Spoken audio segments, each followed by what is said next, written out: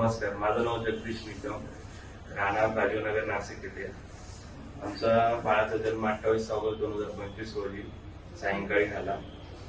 जन्माआधी एक थोडस ट्रीटमेंट सुरू असलेल्या हॉस्पिटलमध्ये आयरिस हॉस्पिटल, तिथं आयन सर म्हणून त्यांनी थोडं प्रीमॅच्युअर असल्यामुळे सिझरिंग आमचं झालं आणि त्या काळामध्ये आम्हाला पुढचं माहीत नव्हतं बाळाची काय कंडिशन असेल. त्यावेळेला न्यूकेअर हॉस्पिटल येथून आयर सरांना त्यांनी फोनवरती बोलून ताबडतोब तिथं डिलिव्हरीच्या वेळेला बोलून त्यानंतर लागणारे जे काही पुढच्या सुविधा असतील, अँब्युलन्स, स्टाफ, डॉक्टर लोकांचं सर्व तिथं अवेलेबल करून डिलिव्हरी झाल्या एक 10 मिनिटांमध्ये तिथून ते इथपर्यंत सांतारावरती पोहोचवलं आणि 5 मिनिटाच्या वेळेत ऍडमिशन करून ट्रीटमेंट पण सुरू झाली. ट्रीटमेंट सुरू झाल्यानंतर आज 22 दिवस झाले. जवळपास 22 दिवसामध्ये जेव्हा आम्ही ऍडमिट केलं तेव्हा बाळाचं वजन 1400-1500 ग्रॅमच्या आसपास होतं.